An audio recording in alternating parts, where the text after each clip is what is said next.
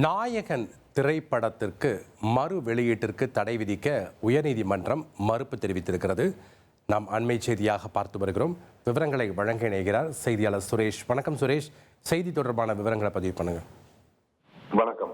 நடிகர் கமல்ஹாசன் நடிப்பில் இயக்குனர் மணிரத்னம் இயக்கத்துல 1987 ஆண்டு வெளியான நாயகன் திரைப்படம் என்பது நடிகர் கமல்ஹாசனின் பிறந்த நாளை முன்னிட்டு நேற்று மறு வெளியீடு செய்யப்பட்டது.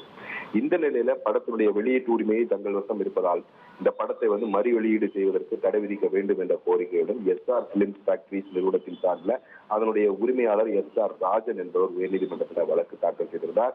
அந்த மனுவில் நாயகன் திரைப்படத்தினுடைய அந்த வெளியீட்டு உரிமையை 2023ஆம் ஆண்டு ஏடிஎம் புரொடக்ஷன்ஸ் என்ற நிறுவனத்திடமிருந்து பெற்றதாக குறிப்பிட்டிருக்கிறார். ஆனால் இந்த விவரங்களை மறைத்து விஎஸ் பிலிம் இன்டர்நேஷனல் என்ற நிறுவனத்தின் மூலமாக தமிழ்நாடு, கேரளா மற்றும் கர்நாடகா மாநிலங்கள்ல நாயகன் திரைப்படத்தினுடைய மறு வெளியீடு செய்யப்பட்டிருக்கிறது. இதற்கு தடை விதிக்க வேண்டும் என்று கோரிக்கை விடுக்கப்பட்டிருக்கிறது. இந்த வழக்கை விசாரித்த நீதிபதி என் செந்தில்குமார் ஒப்பந்தத்தின் அடிப்படையில் மட்டுமே படம் மறு வெளியீடு செய்யப்பட்டிருக்கிறது என்பதனால இந்த படத்தை மறு வெளியீட்டுக்கு இடைக்கால தடை விதிக்க முடியாது என்று மறுப்பு தெரிவித்து விட்டார். அதே சமயம் மனுவுக்கு பதிலளிக்கும்படி ஏடிஎம் புரொடக்ஷன், விஎஸ் பிலிம்ஸ் உள்ளிட்ட நிறுவனங்களுக்கு உத்தரவிட்ட நீதிபதி இந்த விசாரணையின் போது இந்த படத்தை 16 முறை பார்த்திருப்பதாகவும் காட்சி வாரியாக தன்னால் இப்போது சொல்ல முடியும் என்றும் நீதிபதி செந்தில்குமார் குறிப்பிட்டிருக்கிறார். நன்றி சுரேஷ், உங்களுடைய தகவல்களுக்கு.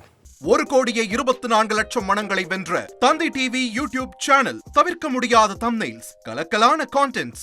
நீங்களும் இந்த குடும்பத்தில் இணைய இப்பவே சப்ஸ்கிரைப் பண்ணுங்க. அசுரபலம் கொண்ட எங்கள் டிஜிட்டல் கரங்களில் உங்கள் விளம்பரங்களை சேர்க்க வாட்ஸ்அப் பண்ணுங்க. 8939888378. Email advtthanditv@dttv.in.